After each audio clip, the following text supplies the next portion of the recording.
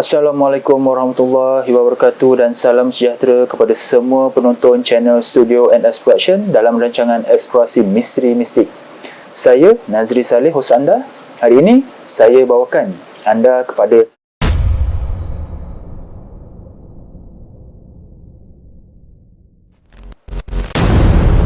sumber maklumat yang kami perolehi dari kaedah ilmu kebatinan secara Islam, iaitu Al-Haq. Jika anda tidak suka dari sumber tersebut, sila berhenti menonton video dari channel ini. Sebelum saya teruskan video ini, bantu saya dengan tidak skip iklan ketika menonton video di channel ini. Subscribe channel ini kepada yang belum subscribe dan share video ini, semoga ramai yang akan dapat manfaat, dan pastikan anda menonton video ini sampai habis supaya anda faham secara menyeluruh berkenaan sejarah yang ingin disampaikan. Para Miswara adalah generasi keempat daripada waris atau keturunan Sang Nila Utama yang membuka dan memerintah Singapura. Baginda ialah anak kepada Paduka Sri Maharaja Paramiswara, cucu kepada Paduka Sri Rana Wira Kerma, dan cicit kepada Paduka Sri Pekerma Wira Diraja. Para Miswara yang sedang mewarisi pemerintahan kerajaan Singapura terpaksa melarikan diri ke Tanah Melayu pada tahun 1401 setelah Singapura dikalahkan oleh Siam dalam tahun 1396 dan Majapahit tahun 1398. Para Miswara menyelusuri Sungai Muar dan membuat dua kota di tebing Sungai Muar, iaitu Kota Biawak Busuk dan Kota Buruk. Kawasan ini menjadikan sebagai tempat untuk bermastautin kerana Sungai Muar boleh diibaratkan seperti superhighway yang besar dan panjang, bermula di Selat Melaka, kemudian bertemu di Penarikan, seterusnya ke Laut Cina Selatan melalui Sungai Pahang. Dipercayai kota ini menjadi lokasi terawal pusat pentadbiran para Miswara, dibina pada abad ke-14. Mengikut riwayat sejarah, Kota Buruk mendapat nama daripada kejadian anai-anai yang menyerang kota itu sehingga menjadi reput dan kemudian runtuh.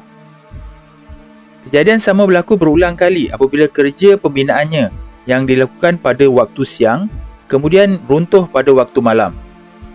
Ia disebabkan serangan anai-anai dan disebabkan peristiwa itu ia dikenali sebagai Kota Buruk. Penempatan kedua pula di Biawak Busuk mendapat nama daripada kejadian serangan kawanan biawak yang sangat banyak yang mengganggu penduduk di kawasan ini. Sejarawan dan pengembara terkenal Portugis, Tom Pires, mencatatkan para Miswara mendirikan kerajaan serta tinggal di Kota Buruk selama 6 tahun, dan keselesaan tempat itu menyebabkan baginda tidak mahu berpindah ke tempat lain. Selain itu, Kota Buruk juga menjadi pusat pentadbiran awal Kesultanan Melayu Johor, sehinggalah pemerintahan Temenggung Muar Datuk Kamel yang dikenali sebagai Temenggung Sonek pada 1800 hingga 1834. Selepas mendapati Biawak Busuk dan Kota Buruk tidak lagi sesuai untuk jadikan pusat pentadbiran serta kediamannya, para Miswara dan pengikutnya kemudiannya beralih dan mencari tempat yang lain. Kemudian baginda meneruskan perjalanan ke utara sehingga menemui kawasan Seneng Ujong, iaitu nama lama Sungai Ujong. Dan baginda melantik seorang menteri untuk mewakilinya di situ dengan gelaran Datuk Penghulu Menteri.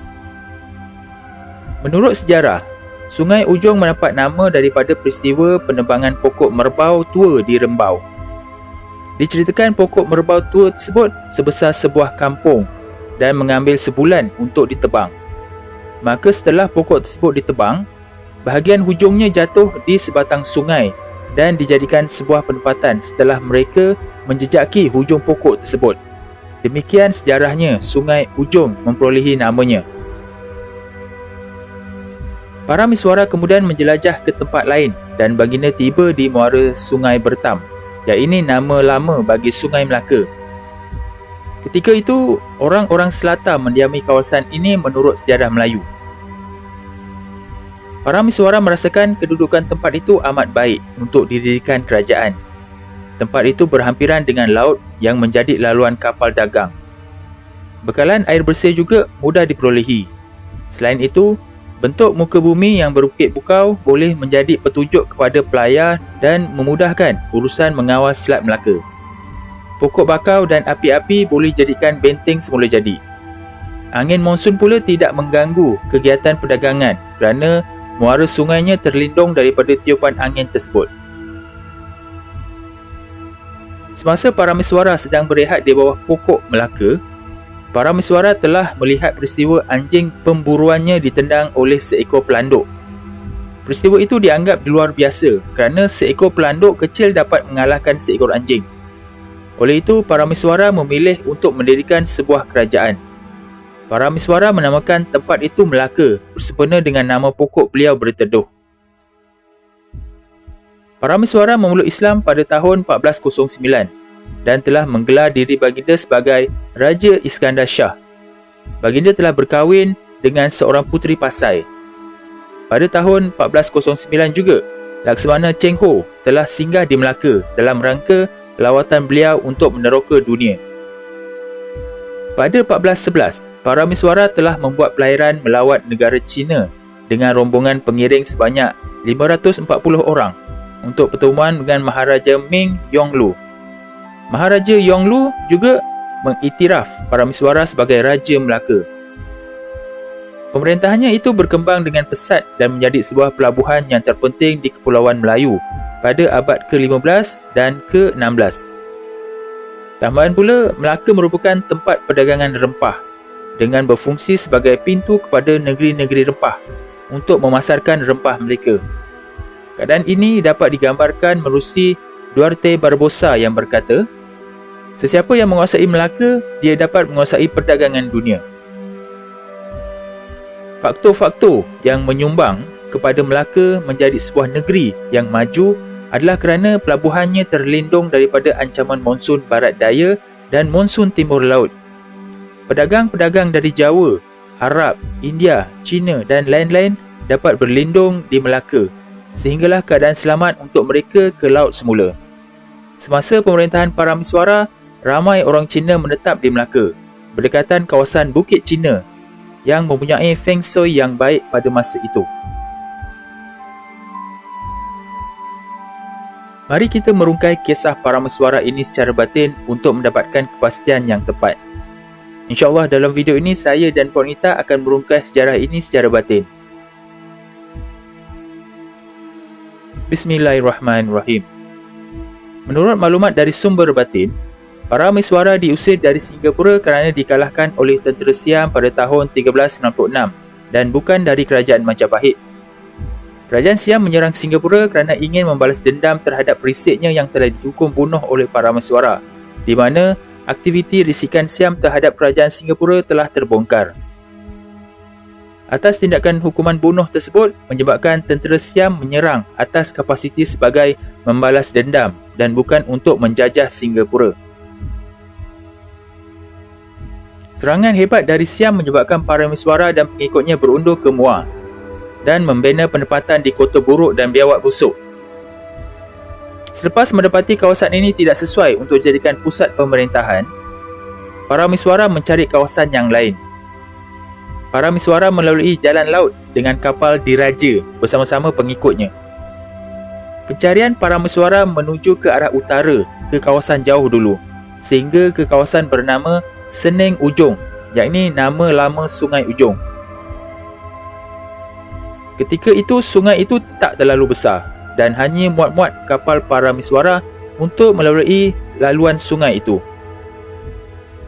Para miswara hanya melantik seorang menteri untuk mewakilinya di situ. Kawasan ini dijadikan sebagai benteng pertama dari ancaman Siam yang datang dari utara. Sebab itulah para miswara tidak jadikan kawasan ini sebagai pusat pemerintahan, tetapi melantik seorang menteri untuk mewakilinya di situ. Selepas pelantikan menteri tersebut, para miswara menuju ke arah selatan untuk mencari lokasi sesuai sebagai pusat pemerintahan pula. Selang beberapa ketika dalam pelayaran, para miswara dan pengikutnya berhenti seketika untuk berehat. Para miswara melabuhkan kapalnya berdekatan dengan Sungai Bertam, yakni nama lama bagi Sungai Melaka. Para miswara bersama pengikutnya turun dari kapal. Mereka bersesia di persekitaran kawasan itu dan berehat di sebuah pokok. Dari situlah kejadian di mana seekor pelanduk kecil dapat mengalahkan seekor anjing dan anjing tersebut jatuh ke dalam sungai. Peristiwa yang menakjubkan itu menggerakkan hati para miswara bahawa ini adalah petunjuk besar. Diperhatikan kawasan di mana para miswara rehat. Didapati kawasan ini para miswara merasakan kedudukan tempat itu amat baik untuk didirikan kerajaan. Tempat itu berhampiran dengan laut yang menjadi laluan kapal dagang. Bekalan air bersih juga mudah diperolehi. Selain itu, bentuk muka bumi yang berbukit bukau boleh menjadi petunjuk kepada pelayar dan memudahkan urusan mengawal Selat Melaka. Pokok bakau dan api-api boleh dijadikan benteng semula jadi. Angin monsun pula tidak mengganggu kegiatan perdagangan kerana muara sungainya terlindung daripada tiupan angin tersebut. Oleh itu, para miswara memilih kawasan ini untuk dijadikan sebuah pusat kerajaan. Para miswara menamakan tempat itu Melaka bersempena dengan nama pokok baginda berteduh. Dalam berpuluh-puluh tahun semenjak penubuhannya, Melaka berkembang sebagai bandar perdagangan antarabangsa yang menandakan bermulanya zaman kegemilangan alam Melayu. Di Melaka lah lahirnya Kesultanan Melayu baru yang menjadi peneraju dalam meneruskan perjuangan Singapura dan menentang musuh ketat iaitu Siam. Menjelang pertengahan abad ke-15, kebangkitan Melaka yang sudah menguasai Selat Melaka telah meluaskan pengaruhnya ke Sumatera. Maka begitulah perjalanan para miswara dari seorang pemerintah yang berundur dari Singapura dan kemudian berjaya membina empayar yang terhebat di Nusantara ini selepas itu. Berundur bukan kalah tetapi membina kekuatan pada masa akan datang. وَمَا عَلَيْنَا إِلَّا الْبَلَاغُ الْمُبِينُ.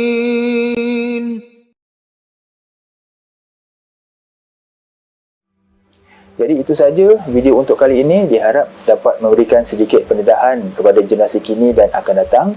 Juga memberikan sedikit maklumat kepada pengkaji dan peminat sejarah supaya dapat merungkaikan lagi sejarah ini. Jangan lupa sertai ahli member channel Eksplorasi Misteri Mistik ini dengan klik pada butang join di bawah video ini atau klik link pada ruangan description. Terdapat 4 pilihan peringkat package yang disediakan. Untuk penerangan lanjut, sila klik join sekarang dan anda akan dibawa kepada video penerangan berkenaan package-package tersebut. Jadi sampai di sini saja video untuk kali ini dan jumpa kita di episod akan datang yang lebih menarik insya-Allah. Assalamualaikum.